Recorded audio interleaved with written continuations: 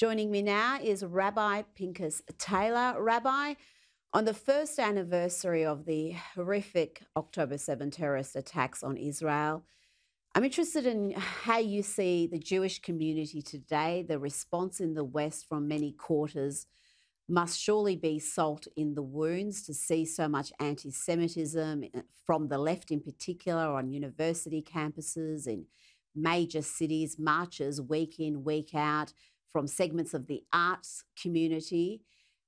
How does the Jewish community cope with that after such a devastating blow on October 7? Well, sure, Rita, and thank you again for having me back. I think the theme of this year has been resilience and coming together. One of the noticed tremendously in the Jewish community since October 7th last year is that despite the fact that our oppressors came to destroy us and came to ruin us, and then the theme of anti-Semitism spread across Europe, across the West at large, in particular on college campuses, I've seen resilience beyond my wildest dreams of the Jewish community coming together in ways that I've never seen in my lifetime. People on the left and the right, the religious, the not religious, all trying to get connected with their heritage once more. And so, although it's still gut-wrenching to watch, and to see the continued aftermath, especially on college campuses. We do find a silver lining that it has brought the Jewish community tremendously together. Now, the Jewish community we know is very diverse politically and in how they see the world.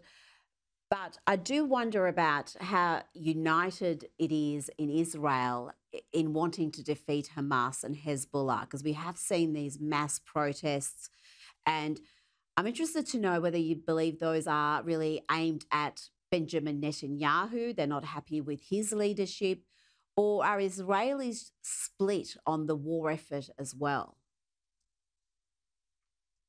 Well, my understanding, I live in the United States, and my understanding is, like any issue, there's a lot of layers to everything. And what I mean by that is that I understand that there's a large amount of people that understandably want the first priority to be on bringing the hostages home, and that has always been a central part of this mission as a whole. And then there are quite a number of people. I think we're pretty united on the fact that we want that this should never happen again. We don't want another October 7th. I think you see Israel finally sort of weeding out all of the would-be oppressors and would-be antagonizers and saying enough is enough. We're not gonna live in fear. We're not gonna have this continue to happen. We are united on the front of eliminating the cause that caused this all in the first place. But the cause, the funders of these terror groups, whether it's Hamas or Hezbollah, we know is the Iranian regime. And while it remains in power, is Israel always going to be under this threat? I certainly hope not. And I was watching a speech from Bibi Netanyahu last week. You probably saw it as well. Probably many of the viewers saw it, where Bibi speaks directly to the Iranian people. And says very frankly, like Ronald Reagan used to do, and speak to the Russians directly, the civilians, the people, said that our issue is not with you. The Iranian people are not happy under the current regime.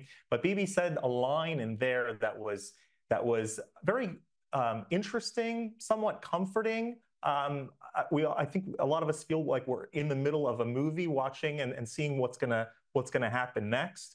But he said, the words that he said was that the end of the Iranian regime is coming a lot sooner than many might think. And I don't know exactly what to make from that, but that idea of having a free Iran, where the Iranian people who have been oppressed for several decades at this point should be able to live in freedom again, I'm very happy and optimistic about that potential opportunity being in the near future.